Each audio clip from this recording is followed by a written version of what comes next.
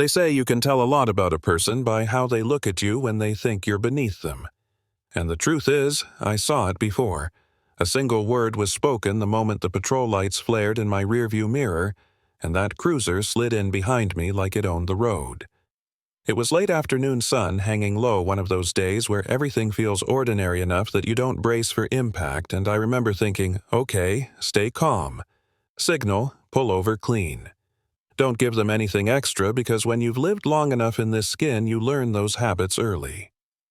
I pulled into a grocery store parking lot, lined up perfectly between the faded white lines, engine off hands visible on the wheel, doing everything right.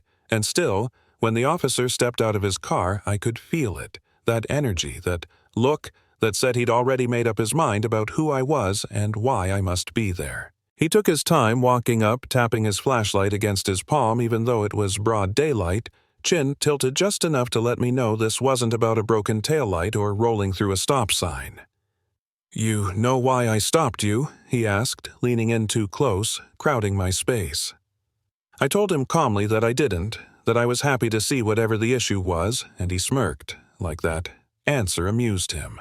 He said my car looked out of place in that neighborhood, said my plates caught his attention, said a lot of things that weren't really things at all, just vibes dressed up as authority. When I reached for my documents, slow and deliberate, he snapped at me to keep my hands where he could see them, hand hovering near his belt like he was itching for a reason. And in that moment, something old and familiar settled into my chest, that mix of anger and clarity that comes when you realize this isn't a misunderstanding. It's a test. I told him who I was, not to flex, not to threaten, just a statement of fact, the way you'd say your name at a doctor's office. I told him my profession, where I was headed, suggested politely that he run the information again. For half a second, just a flicker, I saw doubt cross his face, and then it hardened into something else, something defensive and mean. He laughed, actually. Laughed, said, "I didn't look like what I claimed to be. Said people like me loved to make up stories when they got caught, and that's when I knew this was about to go sideways." He ordered me out of the car, voice louder now, projecting for the small crowd that had started to gather, phones already creeping into the air. And I stepped out slowly, heart steady but loud in my ears, telling myself, don't react, don't give him what he wants. What followed was messy and unnecessary and burned into my memory in high definition. He spun me around, pressed me against the hood. Hands rough searching where there was nothing to find, narrating the whole thing like he was building a case out of thin air. When he pulled my wallet and credentials, he glanced at them, scoffed, and tossed them back like trash, saying they were fake, saying he'd seen better forgeries. I asked him to look again, asked him to listen to his partner, who was standing there looking more and more uncomfortable by the second, and he told me to shut up. Said I was resisting, said I was making it worse for myself. The cuffs clicked shut behind my back, cold and tight, and even then, even with my wrists burning and my jaw clenched, I remember thinking, okay, this is no longer just about me. The ride to the station felt surreal, him talking over his shoulder, cracking jokes, telling me how this was going to end, how people like me always folded once they were inside four walls. I sat there quiet, staring straight ahead because I knew something he didn't, and not in a smug way, just in a factual, inevitable way. Systems run on records, on reports, on things written down and signed, and the more he talked, the more he committed himself to a version of reality that wasn't going to hold up under light. When we walked into the station, I saw it hit him. That moment when the room shifted, when faces changed, when someone senior recognized me and went pale.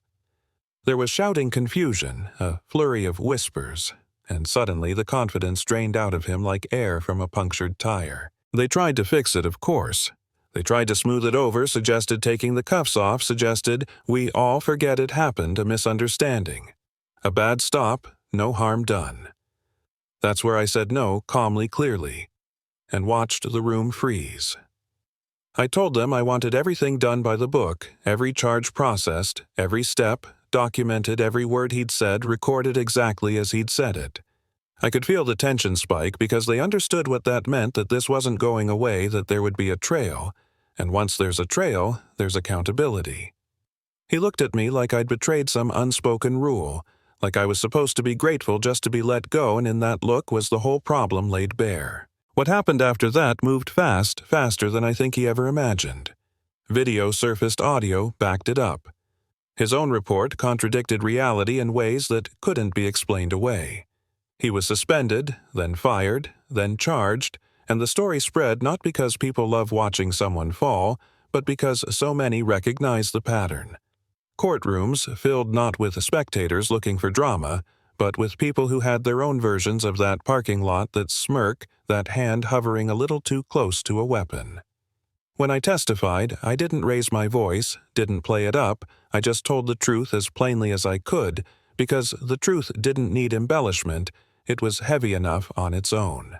The verdict came back guilty on all counts, and for a moment sitting there listening, I felt something close to relief, but it wasn't joy, and it wasn't revenge.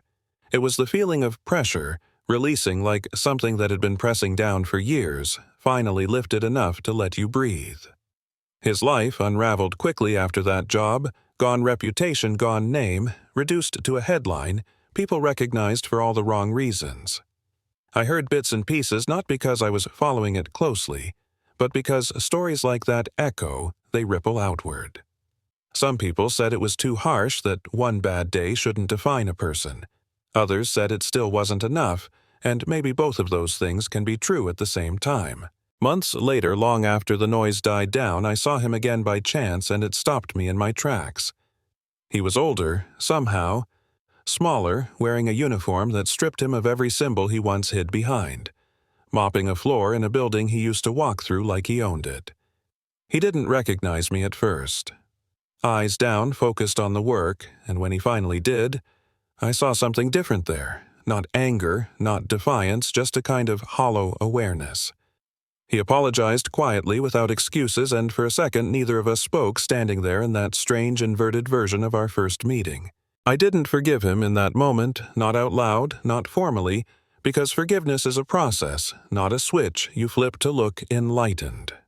But I understood something then that I hadn't before, that justice isn't about flipping the script so the pain changes hands, it's about forcing reality back into alignment. He lost the power that let him hurt people casually, and in doing so he was forced to confront himself without it. Maybe that's the only kind of accountability that actually sticks. So when people ask me how it felt to win, I hesitate because winning isn't the right word.